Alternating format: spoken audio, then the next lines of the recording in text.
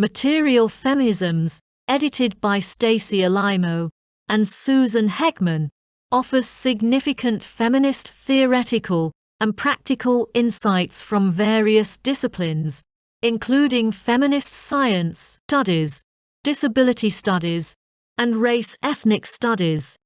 Alaimo and Hekman contend that while social constructionist models have been highly productive, they have led to a theoretical impasse. These models focus on the representation of bodies, but fail to address the material reality of these bodies and their environments. This gap hinders feminism from engaging with medicine and science in innovative and affirmative ways, leaving critique as the only viable path. Furthermore, the neglect of the material aspects of bodies and their environments has deprived feminism of comprehensive theories concerning the agency, significance, and transformative power of the world. The book is divided into 3 sections on theory, the material world, and bodies, each aiming to fill these theoretical gaps. In the first section of Material Feminisms, several scholars contribute to rethinking feminist theories of materiality by integrating new perspectives on science and philosophy. Elizabeth Grosh invites feminists to re-examine the value of Darwinian theory, particularly its account of indeterminism, in the process of change. Grosh's approach suggests that Darwinian theory, rather than being strictly deterministic, offers insights into the unpredictable and open-ended nature of evolutionary processes, which could enrich feminist understandings of materiality and transformation. Claire Colebrook explores the concept of vitalism, reimagined not as a conservative philosophical notion that merely animates inert matter, but as a source of unactualized potential.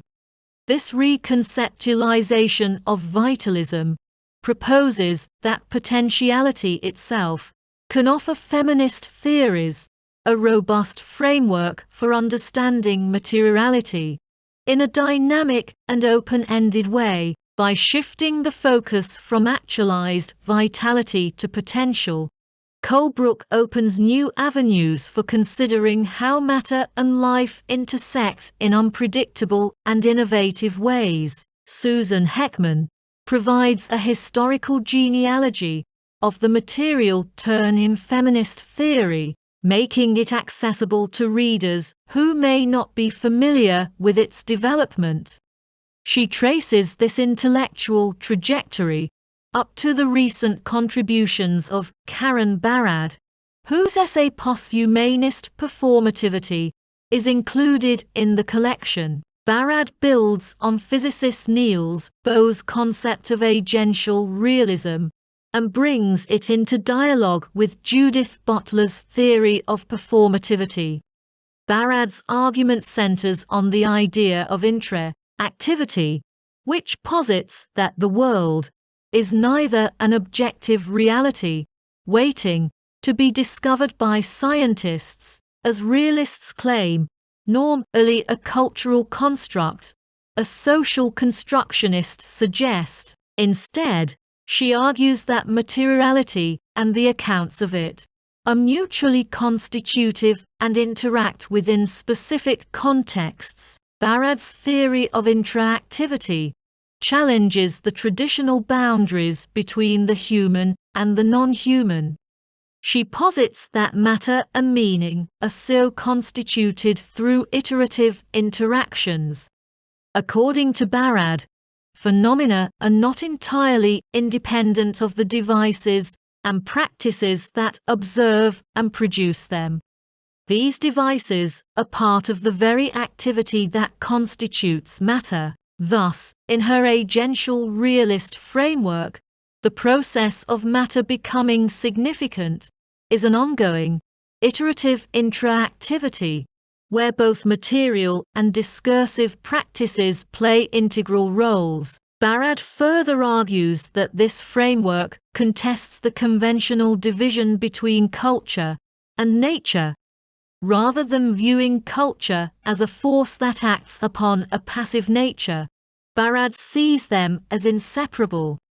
The apparatuses of bodily production, such as scientific instruments and practices, are part of the phenomena they produce. Consequently, matter is not a passive substance, awaiting human imposition. It is active and agential in its own right. This perspective demands that humans recognize their responsibility for the marks they leave on matter, as these marks are part of the ongoing materialization process. In the second set of articles in Material Feminisms, the focus shifts to the material world, exploring the complex interplay between the human and the non-human. This section builds on Karen Barad's theory of intra-activity, which challenges traditional boundaries and highlights the interconnectedness of all phenomena. The contributors follow Barad in contesting modernist boundary-making projects, emphasizing the inseparability of culture and nature. Donna Haraway continues her exploration of interspecies relations, delving into the symbiotic connections between humans and other species.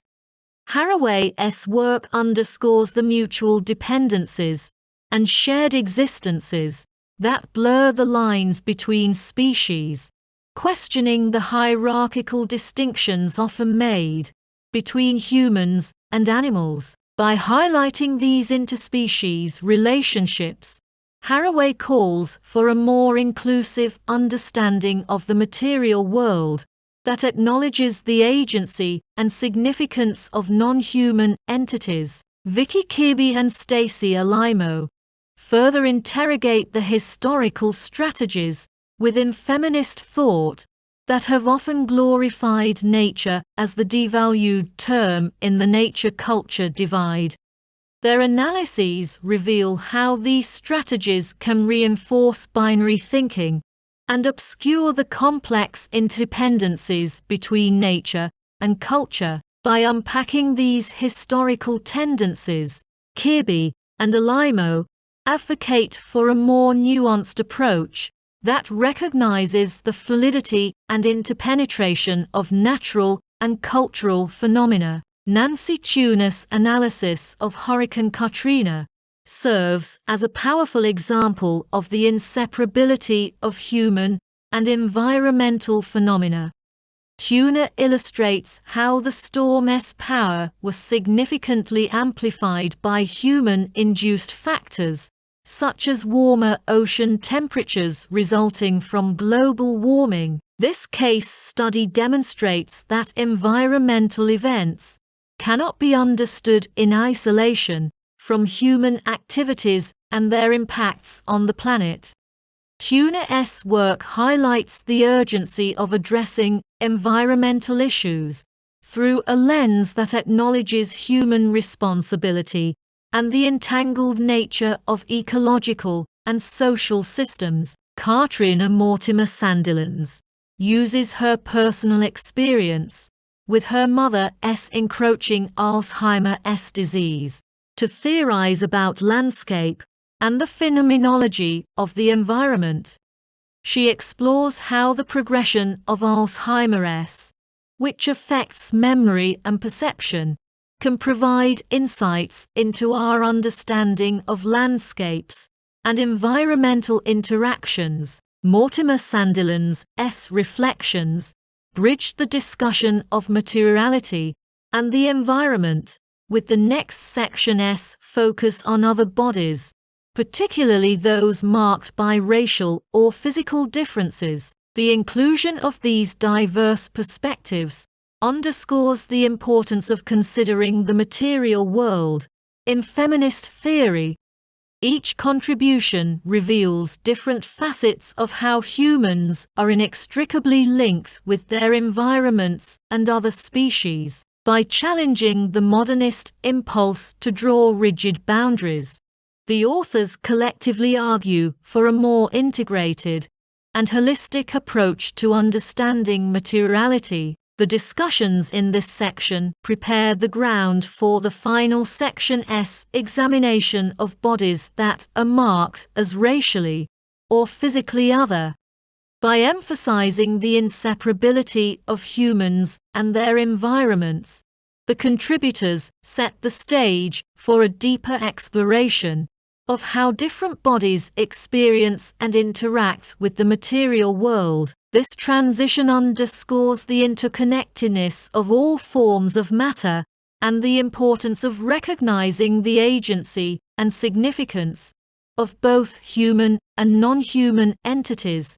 In feminist theory, the final section of Material Feminisms delves into how identity and experience are rooted in the materiality of corporeal existence, challenging the notion that identity is purely a product of social construction.